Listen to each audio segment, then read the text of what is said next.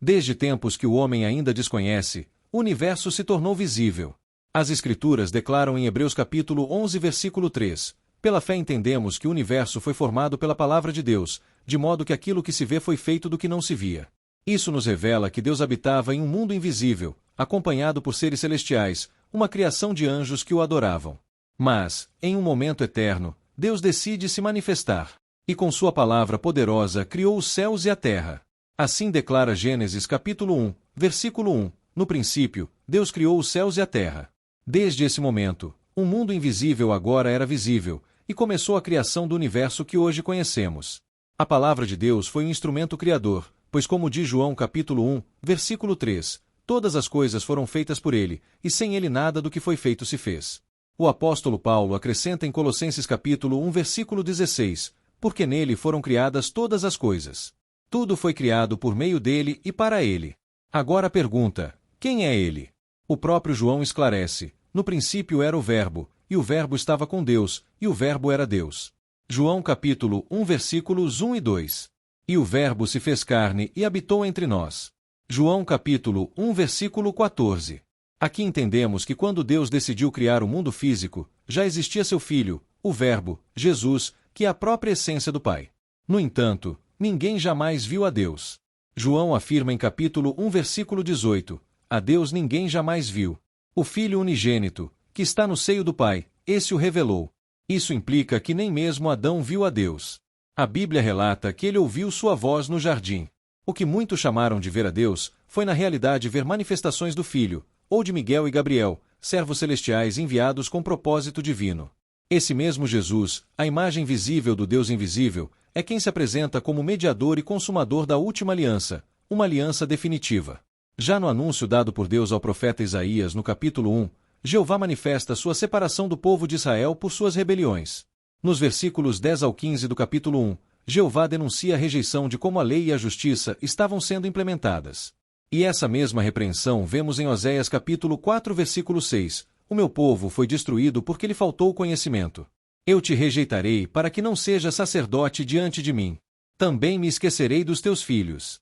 Aqui fica claro o desaparecimento do sacerdócio levítico. Ainda assim, em sua misericórdia, Jeová ofereceu uma saída. Em Isaías capítulo 1 versículos 16 ao 20, ele estende um convite, lavai-vos, purificai-vos, tirai a maldade de vossos atos de diante dos meus olhos, cessai de fazer o mal. Vinde então, e arrazoemos, diz o Senhor. Ainda que os vossos pecados sejam como o escarlate, se tornarão brancos como a neve. O coração de Deus continuava desejando a reconciliação. E foi antes do silêncio profético, antes da morte de Malaquias, que Jeová anunciou uma nova aliança em Jeremias capítulo 31 versículos 31 ao 34. Porei a minha lei no seu interior e a escreverei no seu coração, porque perdoarei a sua iniquidade e não me lembrarei mais do seu pecado. Esse perdão prometido em Jeremias é o mesmo que Isaías anunciou. Isaías capítulo 1 versículos 16 ao 19. Lavai-vos, purificai-vos, tirai a iniquidade das vossas obras de diante dos meus olhos, cessai de fazer o mal, aprendei a fazer o bem, buscai o juízo, repreendei o opressor, fazei justiça ao órfão, defendei a causa da viúva.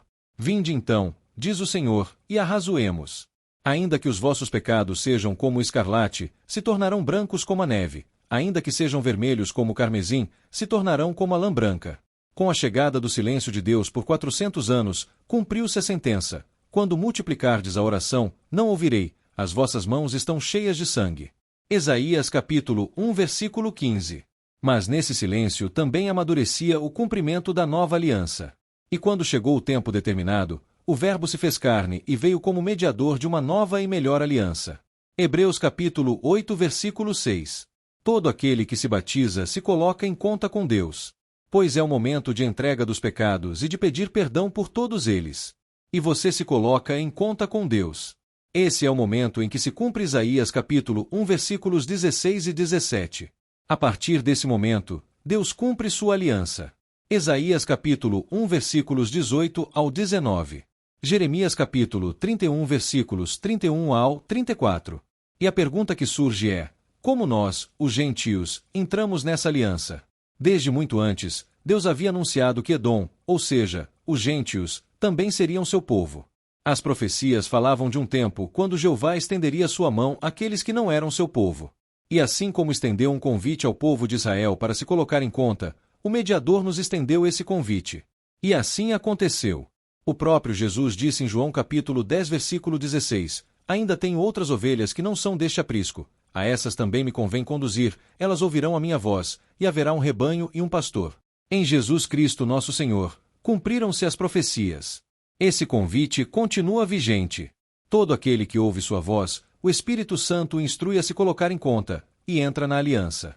Não mais pela lei de Moisés, pois essa lei foi abolida na cruz, mas pela graça. Já não escrita em pedras, mas gravada pelo Espírito Santo no coração. Porque, como diz o apóstolo Paulo, essa aliança não é como a antiga. O próprio Jesus resumiu a essência da lei em 2 mandamentos: amarás ao Senhor teu Deus de todo o teu coração, e ao teu próximo como a ti mesmo. Mateus capítulo 22 versículos 37 ao 39. Assim, já não há lei de ritos, mas sim a lei do amor. O sábado já não é um dia. Agora o verdadeiro repouso é Jesus. E o povo de Deus não se define por nação, raça ou herança, mas por fé e obediência à nova aliança. Pois como o mundo foi criado para o seu Filho, era necessário que esse Filho, como Redentor, viesse em carne para entregar sua vida, derramando seu sangue na cruz, como cumprimento da aliança eterna. Uma nova aliança.